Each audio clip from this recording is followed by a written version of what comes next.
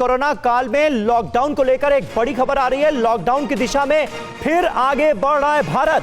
देश के कई शहरों में कल से लगा है नाइट कर्फ्यू। इंदौर, सूरत और राजकोट में नाइट लॉकडाउन लग गया है, एक तरह का नाइट कर्फ्यू लगा दिया गया है।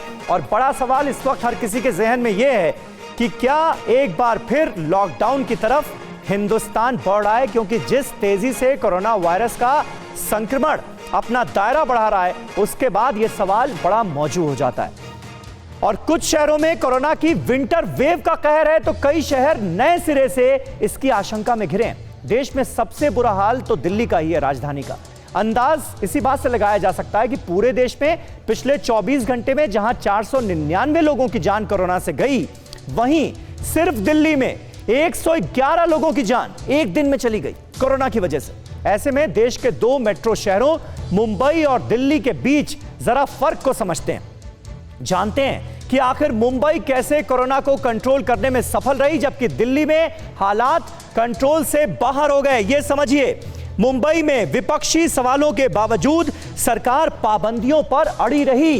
क्योंकि देखिए, हमारे देश में भले ही मामला सेहत से जुड़ा हो, लेकिन वोट बैंक हर किसी को नजर आने लगता है। तो सरकार जब कड़े फैसले लेती है तो उसकी आलोचना शुरू हो जाती।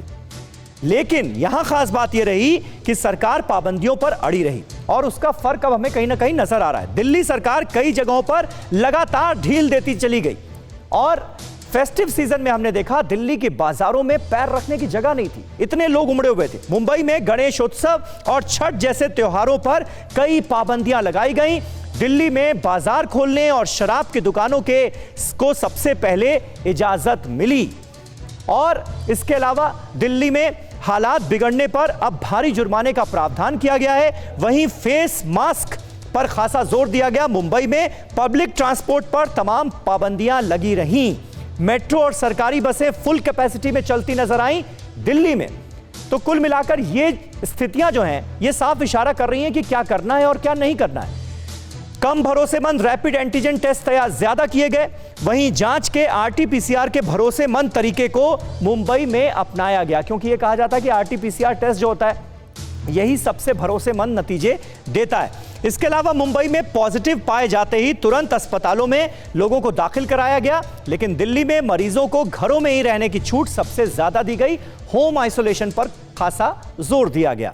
इसके अलावा महाराष्ट्र सरकार, बीएमसी और मुंबई पुलिस ने मिलकर रणनीति बनाई, स्ट्रैटेजी बनाई, एक कोऑर्डिनेशन नजर आया। लेकिन दिल्ली में यह दिक्कत तो हमेशा से रही है, केंद्र सरकार और दिल्ली सरकार की आपसी खींचातनी जो नजर आती है, उसकी वजह से वो कोऑर्डिनेशन यहां पर नजर नहीं आ पाया।